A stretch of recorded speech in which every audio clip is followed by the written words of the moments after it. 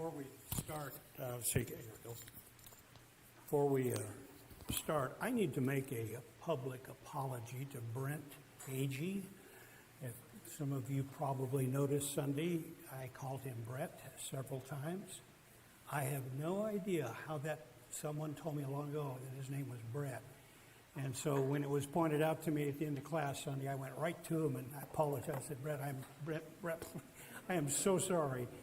And he was so gracious about that. He said, oh, no. He said, my whole life, people have called me Brett. And he said, that's not a problem. I said, well, I need to apologize to you, and I want to apologize publicly. So he said, no, there's no, yeah, there's need to. Someone's pointed it out to me, and I want to make sure that we get that right. And I want to thank Willie Colvin for pointing that out to me.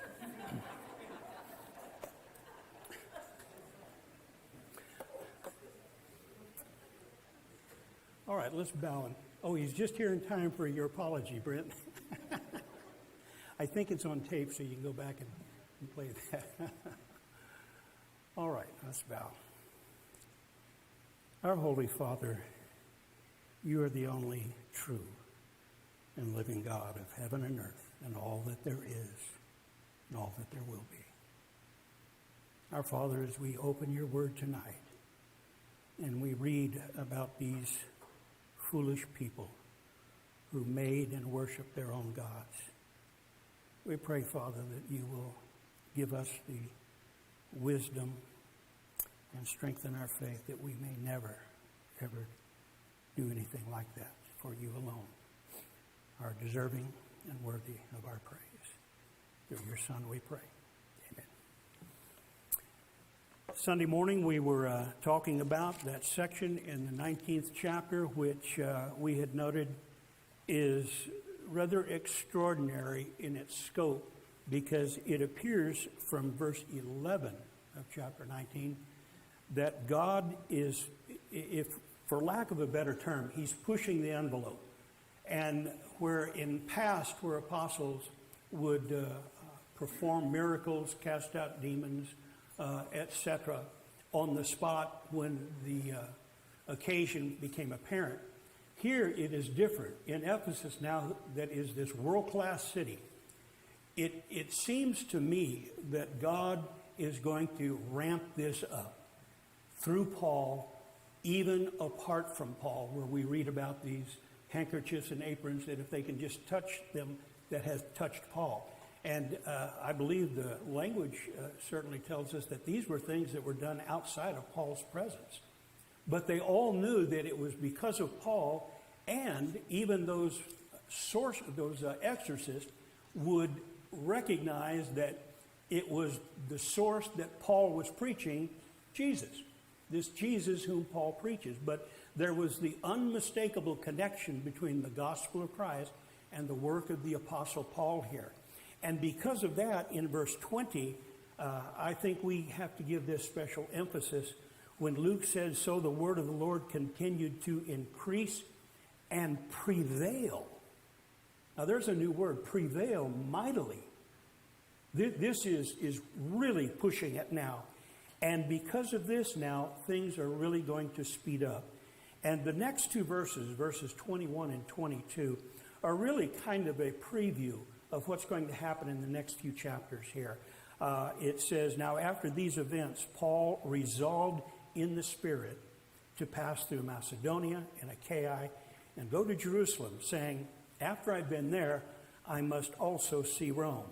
And having sent into Macedonia two of his helpers, Timothy and Erastus, he himself stayed in Asia for a while.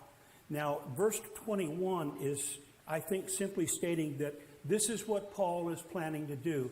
But when he is purposing in the Spirit, this, I'm convinced, is making reference to the circumstance that Paul has found himself in 2 or 3 times now, where, for example, at the beginning of the second journey, he wanted to go north to Bithynia, and the Spirit prevented him.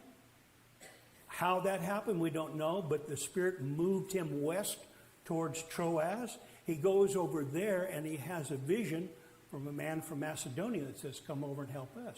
And so it appears that there were several different occasions where the Lord would stop him and say, don't go there, go here. and get down to Corinth, and he's going to leave, and the Lord says, no, don't leave, stay. I've got many people here in this city. So this expression in verse 21 of resolved in the Spirit is, I think, simply explained by he's making a plan, but he's ready for the Holy Spirit to change it. Call an audible, so to speak. We're going to change this and go over here. The best trips you've ever taken, if you think back in your lifetime on summer vacation, the best trips are the ones that aren't planned. Say, we're going to go to point B from point A, but who knows what's going to happen in between. Those are the best trips because all kinds of things can happen that you never expected. All right. Paul, I believe, in a similar way, he said, now, point B for me is I want to get to Jerusalem, then I'm going to go to point C, Rome. But in between, this is where I want to go, and who knows how he's going to do this. It's going to happen, and it's going to happen very quickly here in our text when we get into the 20th chapter here. But a couple of things about verse 22 that we want to mention in passing before we start at verse 23 is that Timothy, we know who he is. Erastus is going to be a very interesting character that we're not going to talk about tonight. Lord willing, in 2 or 3 classes down the line, when the time comes it's appropriate, we're going to talk about Erastus and some rather unusual circumstances that are going to arise. Timothy, we know all about his true son in the Spirit, etc. He lives in there, and it is generally believed that it is at this time when he's staying in Asia that he writes 1 Corinthians. This is around 55 AD when we read verse 22. Now, verse 23 is going to introduce this episode at the Ephesian theater. Luke says, and about that time there arose no little disturbance concerning the way. Now, this is not just a small thing as what dusted up in Philippi, where he cast out the demon from the young woman and the owners were angry about him. This is going to be far greater. Remember, we were talking about Ephesus and the population somewhere around 200, maybe as many as 230, 240,000. That would be the equivalent of, I had noticed the census taken back in 2016, Roseville, Folsom, El Dorado Hills together would all be about that number. So this is a big city.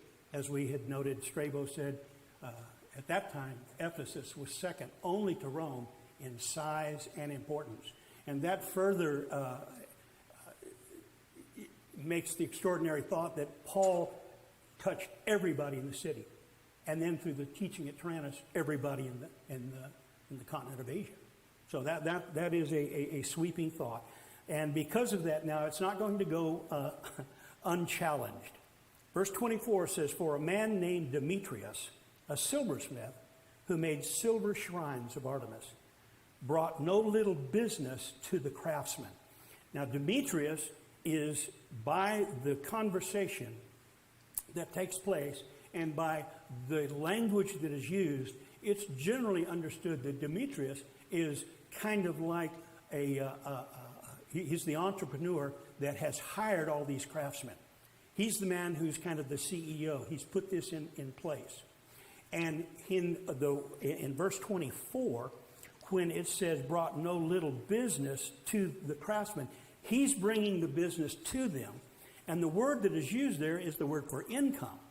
He's bringing income to all these people. So he is somewhat of, if you had he's at the top of the pyramid, and it is through his efforts, sales, distributing, whatever he's doing, that he's making this thing happen among these craftsmen.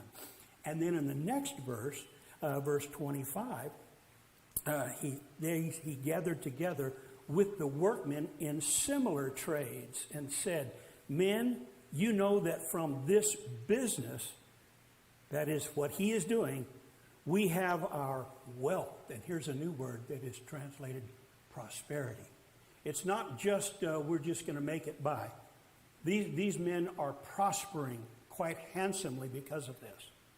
And let me stop here for a moment and just make one observation. Maybe you've thought about this before. They have never, ever, ever found a silver statue of Artemis from the ancient world. Now, you can go to the gift shops and buy them. The ancient ones, the ones that were pertinent to that time, they're either ivory or bone or terracotta. And if we're reading this correctly, Demetrius and his craftsmen, this is a big business. Where are all these silver statues? Where do you think they are? Guys, there's a sermon here. What do you think? What happened to them? Why? Yes, Grant says they melted them down. They're valuable. Yes, but it is Artemis, the mother goddess. You see, we're going to read this language from Demetrius that they are so adoring. It's just unthinkable to say or do anything against Artemis. And I'll give you the perspective why here in a few moments. But fast forward 2,000 years to today, silver is worth more than Artemis.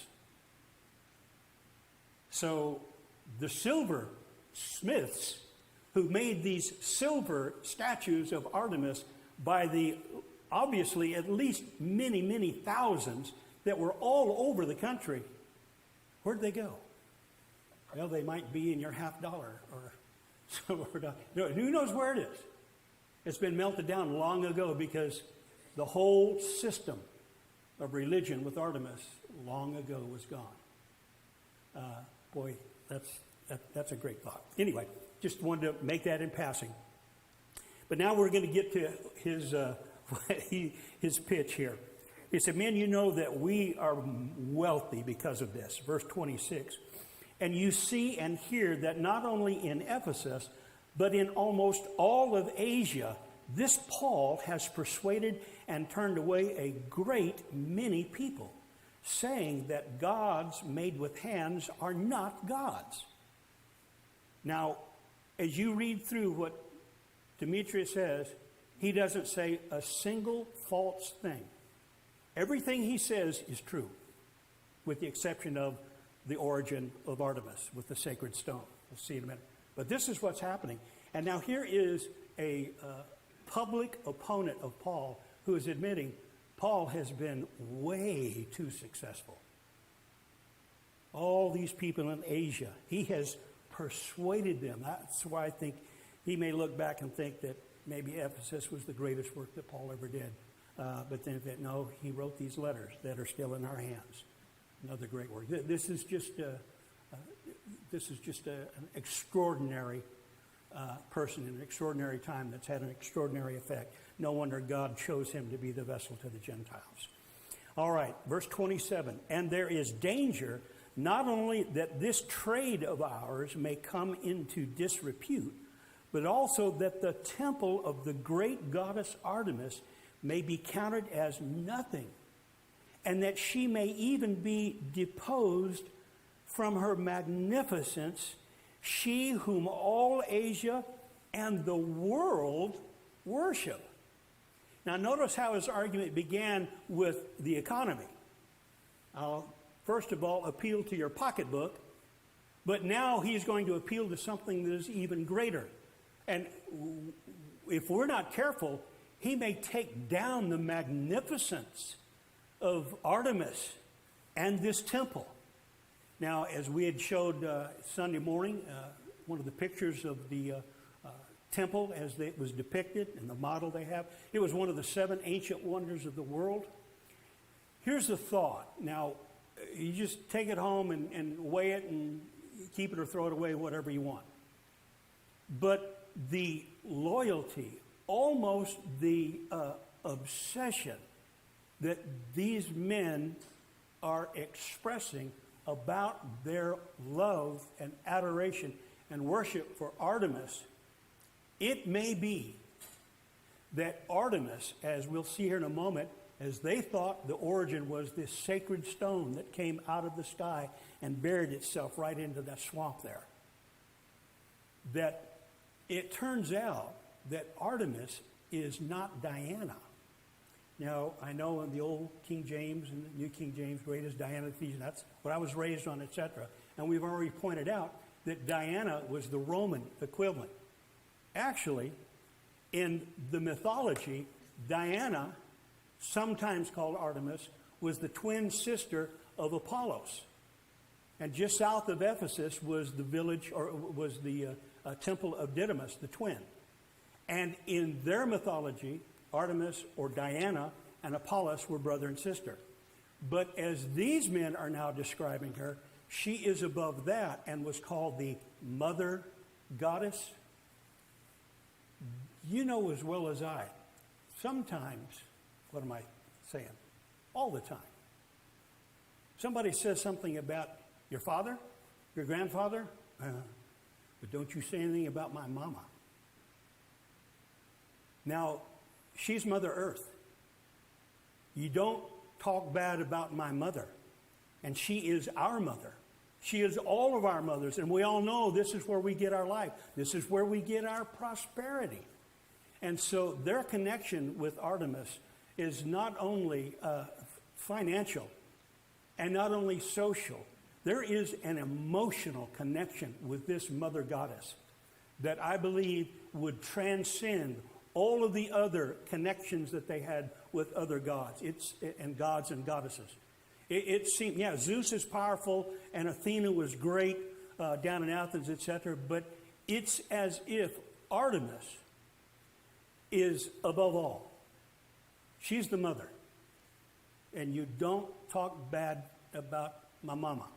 That's how we all understand that. Keep reading with me on Demetrius and what he says. Verse 27 again, and there is danger not only that this trade of ours, he said, not only is our pocketbook in danger, but also that the temple of the great goddess Artemis may be counted as nothing. This is going to go away. How dare you, that nothing, no. She is our mother. She is our source of everything, and that she may even be deposed from her magnificence. How dare anyone badmouth our mother, whom all Asia and the world worship? Verse 28, and when they heard this, they were enraged. Isn't this interesting? When he talks about the financial end of it, they're scratching their beards and looking at it. Oh, yeah, I can see where this is going to be trouble. But when he starts talking about this man is going to take the magnificence away from our mother and depose her from the temple, they're enraged and they cry out, great is Artemis of the Ephesians. So the city was filled with confusion, and they rushed together into the theater, dragging with them Gaius and Aristarchus, Macedonians, who were Paul's companions in the travel. Now, we'll come back to these fellows here a little bit later. But what I want to do now is look at the theater here and see the actual physical circumstance of where these men, they filled this theater, and this theater would seat more than 25,000 people. They filled this theater, but if you'll see the picture that we have here on the screen here, you see these buildings right back here. That's backstage. And we don't have the real picture of what's going on here. Here is the foundations of the towers at both ends. What is that all about, Kenny? Well, I'm going to show you a theater over in Hierapolis. Now, Hierapolis was back up in the valley from Ephesus, but this is a theater. I took this just about an hour before sundown, and this is about half the size of Ephesus. But this has got one of the backdrops intact. There's the stage. You see that right there? And this went up 3 stories. There are 2 more levels that went on top of that. And if you look at that, you see these little niches and little doors. Anyone who's ever been in drama club in high school or worked on the sets behind the scenes, there's all kinds of things going on behind the scenes. And these theaters had to have all of these little rooms and these places for props, etc., so that there's all kinds of things going on. Even down here, this was the area where sometimes they would bring animals out and they would have a fight out here on this plaza right here. And so this is a theater that is in a little better shape as far as the backdrop, but I'll show you one more here, and this is just a little better view of the theater at Hierapolis. It was up on the side of the hill, and no doubt it was. They had a fabulous view, and it was a great place to see whatever play or whatever they needed and wanted. But when you come back to Athens, at the Acropolis, there is a theater, and it's called the Odeon, the Haod, the Herodion, the Dionysius. There's all kinds of names for this theater. You can go online and just search it, and you'll find all kinds of pictures about it. This backs up against the south side of the Acropolis, and they still have concerts there. Pop stars and singers will come here. You see how they've kind of redone the seats here. But what we're going to look here, here are two of the levels of the backdrop, and the towers on each side. This would go all the way across. Now, the reason I'm pointing that out is not to talk about theater and all that kind of stuff, but to try to reconstruct in our mind the theater at Ephesus where Paul is. This would have been at least a 3, possibly 4-story wall that would be built up here with a tower here and a tower there, and likely something that would cross over. There's evidence of another tier of seats right up here. You can see the supports for it, where there was maybe an extra deck and maybe even box seats for this. But you fill this with people, and they start screaming for 2 hours. Their voices from the seats are going to bounce off this 4-story wall and come right back to them. And so what you have is basically a cacophony, the discordant noise of just all of this stuff going back and forth. And it's like you're in a barrel, and it's just bang, bang, bang, bang, bang. And it's going on for 2 hours. How did people stay there and not, get a migraine on what's going on there? But they, interestingly, don't even know why they're yelling, other than the fact that they know that Artemis is great. Well, of course she is. Well, let's scream it out here. So verse 29 in our text. So the city was filled with the confusion, and they rushed together into the theater, dragging Gaius, Aristarchus, Macedonians, who were Paul's companions in travel. But when Paul wished to go in among the crowd, the disciples would not let him. Now, they recognize this is a dangerous place. I feel rather confident that Paul, as a preacher who has spent his life reasoning with people, thinks, oh, well, I'll go in there and I'll reason with them. Because he's been there already for 2.5 years. And he is, I would think that he's talked to a lot of these people. Think about that for a moment. The people that are in the stands, that are citizens of Ephesus, they've all heard about the school of Tyrannus and about the teacher Paul. I don't think it's too much of a stretch that some of those people had been in the school at one time or another, had passed through, and likely had heard Paul. I think Demetrius certainly did. And these are people who are not strangers to Paul and his message, but Paul is thinking, well, I know these people. We'll just sit down. And his companions say, No. These people are not in a frame of mind to reason. You can't reason with this. And that's true of all people to one extent or another. They can get so emotionally charged that you're wasting your time trying to speak of facts. People have to calm down. And every one of us have been there somewhere where the emotion just takes over. And we've got to let the emotions settle down and get control of that before we can logically consider some of the things. But the disciples wisely are saying, no, Paul, you can't go in there. And even some of the Agiarchs, who were friends of his, sent to him and were urging him not to venture into the theater. Well, the question comes up, who are these Agiarchs? Well, nobody really knows. Footnotes in our Bibles will say some kind of official. Now, Eusebius and Momenes, and Theodore and Momenes in his book, The Fall of Rome, they will talk about Galatarchs from Galatia, Phrygiarchs, Phrygia, Bithyniarchs from Bithynia, and arcs in the Asia arcs in the continent of Asia, or in that country. It was quite common in those areas they would choose or appoint a kind of an official that was over the whole area. Now, I'm just going to throw a couple things out here, and we'll come back, I promise, and we'll explore it a little further. But in that ancient world, one of the things that they did that was quite unique is that when they would appoint a treasurer or a city or providential country leader like the Arcs here, they would choose men who were successful businessmen, who were wealthy, who would not get paid, and who had themselves had to contribute something to the city or the province when their tenure was done, whether it was for a year or 2 years or however long it was. That was an interesting set of circumstances they had for their leaders. Just almost the opposite of where we are today. These men have to already have lots of money. They have to be very successful in how they handle the money. And then as they are serving, they're not going to get paid a cent. And when they're finished serving, they have to contribute something to the community. Now, we'll see evidence of that later. I'll point that out here.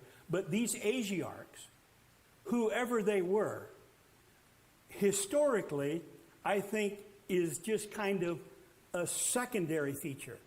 The primary feature in this passage, they're friends of Paul. And this is not that uncommon. When Paul would go to a city, even as we read earlier in the second journey, when he's finished, Luke would record who the people that listened to him and began to follow him. They were officials. Dionysius, the Areopagite, leading women, leading people. Crispus, Gaius, as we'll see here, Aristarchus in a little bit. These are people of no small reputation. And they not only are listening to Paul and are agreeing with Paul, some of them are now dropping everything and following Paul. And to those who were the opponents of the gospel, this was a special hurt. This was an injury that just, I just couldn't stand that. Yes, Ed? It's interesting, you look at the Thessalonican situation, the Philippian situation. At that point, everybody's kind of new. A lot of these rulers, they kind of don't know what to do. They tend to take the side of the Jewish folks that are attacking them. Then it goes down to Corinth, and you have Gallio, and he says, no, there's nothing here that's bad. Now you come to the Ephesian situation, and here are these Gentiles. Even Demetrius says that the problem is Paul's persuading people. Right. He's not intimidating people. He's not playing magic cards. He's persuading people. And these Agiarchs then, even though they are converted, they actually recognize he's a valuable guy. He's a nice guy. You don't want him to get killed. And you'll say, how can that happen? Well, in my experience with real life, I've known lots of people who are Christian who get involved in civic activities. They get to where they know senators and congressmen and sometimes people in the president's staff who are not Christian. But they have a very positive relationship because they behave. And it's like First Peter says, if we act like Christians, where people don't have anything really on us, then there are a whole lot of honest people out there. Right. And the big thing that's interesting to me, Luke Acts is written pretty early, maybe 62, whatever, somewhere in that neighborhood. At that point, Christianity has not taken over the world. At that point, idols are still very much prevalent everywhere. But today, this thing that Demetrius says is absolutely true. There are some idols in different places, and there are places where we have to find idolatry in our own lives. But it's not like then. It indeed did turn the world upside down in the future years. And by 258, whenever they come in and the Goths or whoever it was destroyed the temple of Artemis, it's gone. And so when we were talking about when they first found it, it was the salt water. Right. Ed's making the point that as when Paul started on the journey up in Philippi, Thessalonica, Berea, that they weren't sure. They were taking the side of the Jews. But as he got further and then down into Corinth, where Gallio began to recognize that what Paul was saying was true. I would surmise all that and to say this, is that they then and even to this day, even among officials, as Ed said, when they recognize the integrity of an individual, regardless of the religious persuasion, where that may be colored like the rainbow with many people. I probably shouldn't have used the rainbow, but you know, the different, all the colors of the spectrum here, that when they see an individual of integrity and character, men and women who are in positions of authority or reputation, they recognize that and they're gravitated towards that. They don't suffer fools. And so that is exactly what's happening. And these Agiarchs are just, they're friends of Paul, no doubt through his 2.5 years there at Ephesus. This guy has got something to say. And of course, it is new, this gospel, and what this is about. And so it's just an extraordinary moment in time. And I just have to believe personally that what we read earlier here tonight and Sunday morning, God's pushing this. It's like, okay, we're going to push this all the way through, and we're not just going to let the people think about it. This is going to come to some kind of confrontation. And it does in this theater, and the confusion continued in verse 32. Now, some cried out one thing, some another. This lets you know right now that this movement has no legs. Whatever they're trying to do, they themselves can't make their minds up. And that happens even to this day. When people are irate about something or something, they try to get a group together. You know, we're going to have to get unified about this. Everybody's on board with the same purpose, same idea, same objective. They don't know what's going on here, and most of them did not even know why they had come together. It's just like, you know, what's going on here? You know, is there a show? Or everybody is gathering. You don't take 25,000 people and put them in a line going right into the theater, and others stand by. It's like, I wonder what's going on. The curiosity that every one of us would have would naturally make us, let's go along and let's get in there. And one thing I wanted to do, my whole adult life, when I was a young boy, I first read this story of that, I would love to go to that theater. So when I got there and got out on the center of it, even with the back wall gone, I thought, I bet you, and I yelled, and wah, wah, wah, wah, wah, wah, it echoed through the acoustics. Just what I expected. Now, multiply that times 25,000 plus, and then the emotional fear that they're in. And this is a wild scene. And Paul thinks he's going to calm these people down.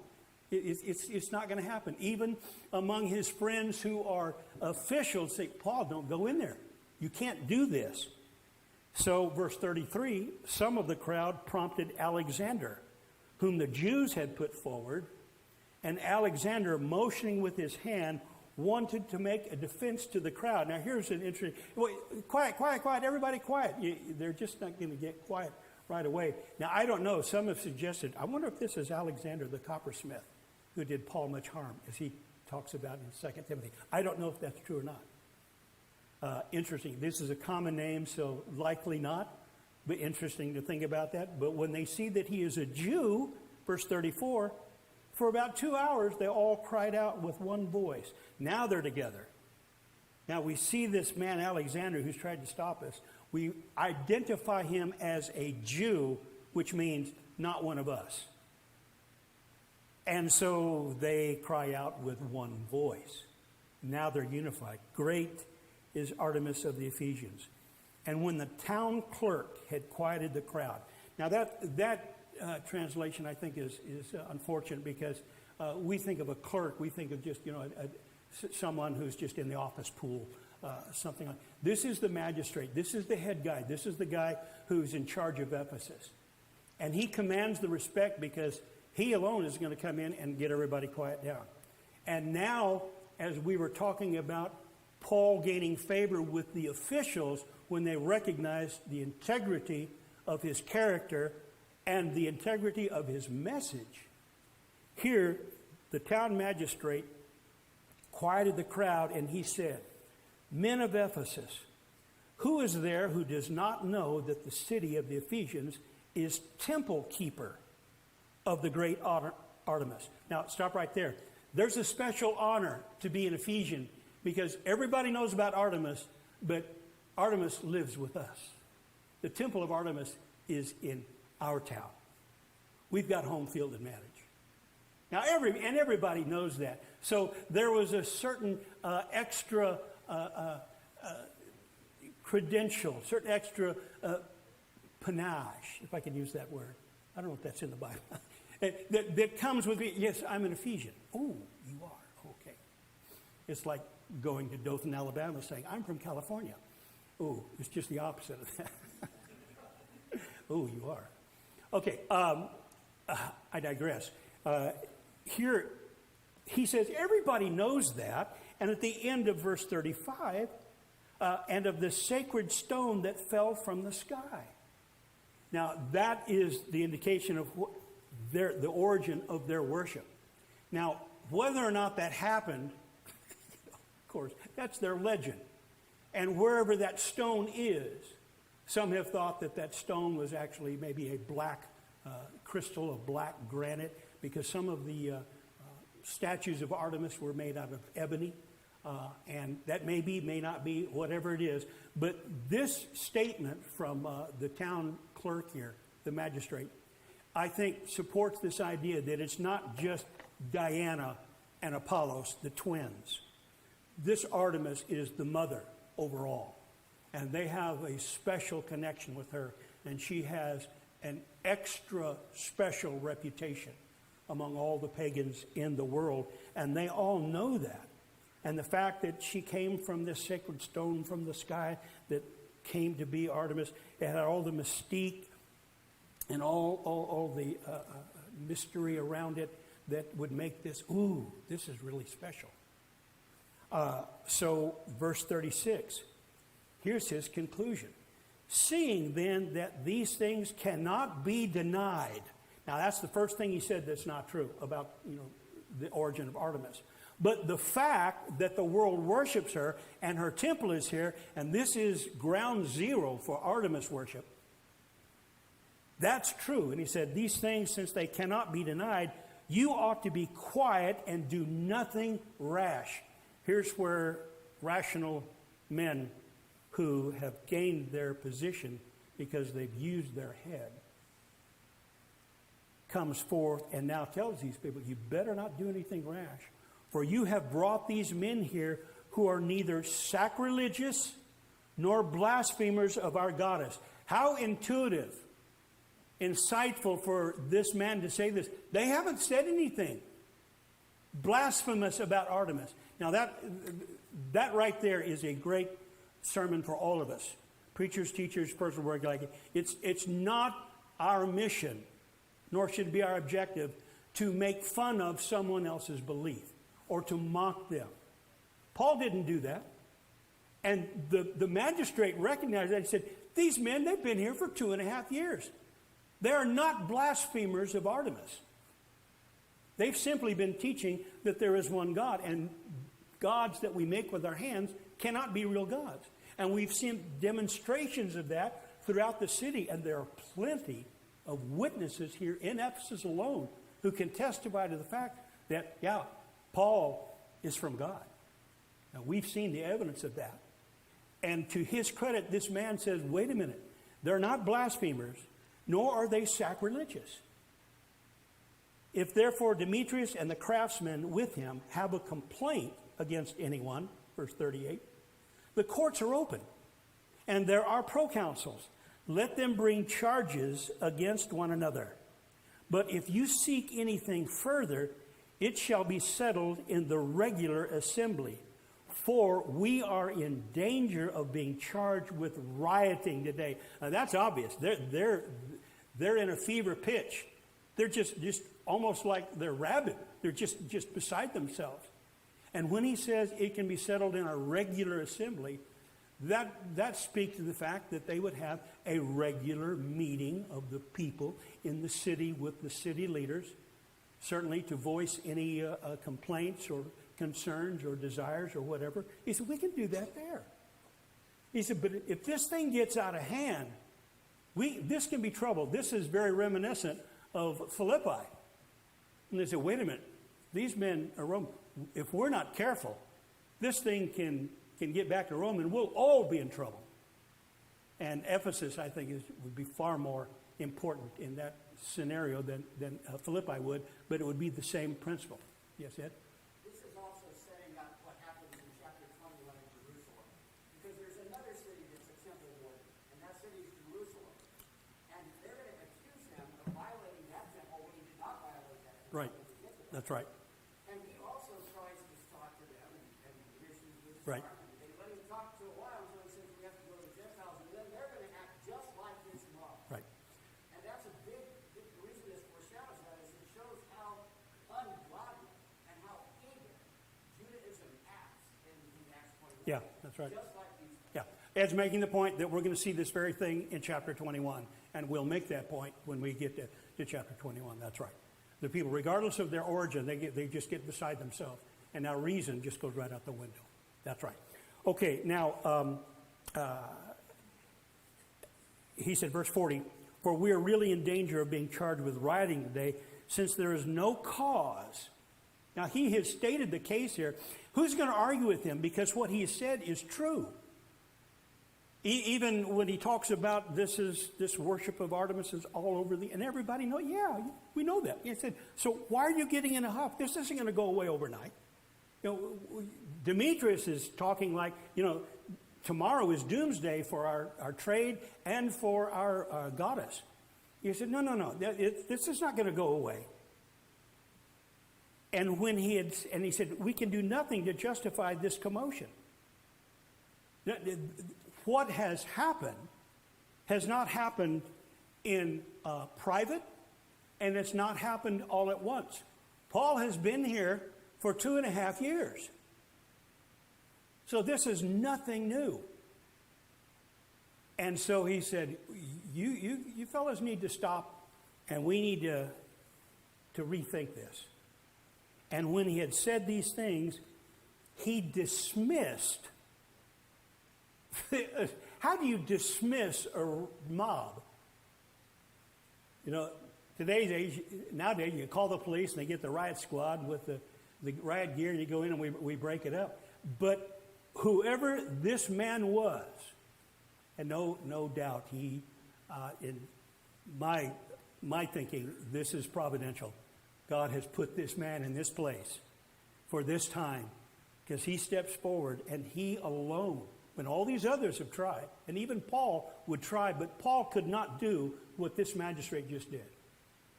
When he gets them together and he says, now fellas, you're on thin ice. We can settle this either with the proconsul in the regular assembly, but we can't do it like this. Now you're dismissed. Okay, whatever you say. Yeah, boss. Whatever. Angie? I just have a question, and maybe it correlates with what you were just saying. When he says we're really in trouble, we could get in trouble for this.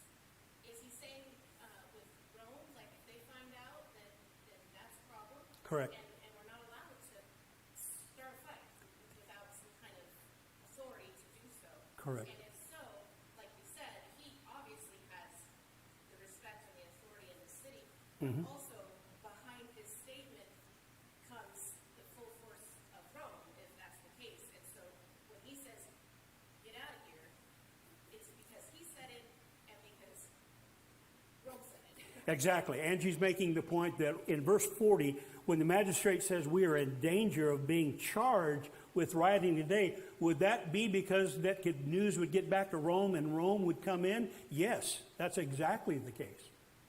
That even though Ephesus was this major city, they still were in Asia. But they're not in Rome. Rome calls the shots. Rome is in control. And Rome hears about this. You know what world leaders don't want is they don't want trouble. They don't want confusion. They don't want insurrection. We don't want civil war. We don't want those things. Just as we all are very familiar with the circumstance with Pilate. Pilate was put there in Judea to keep everybody quiet. And if he couldn't keep them quiet, Rome would send somebody who could.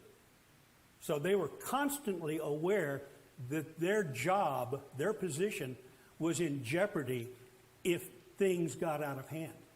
And that's what's happening right here. And so that's exactly right. He dismissed the assembly, and that's a great passage to end the class on because we're past time. I'm going to dismiss the assembly. Okay, stop your writing. We'll pick up there, Lord willing, chapter 20, Sunday morning.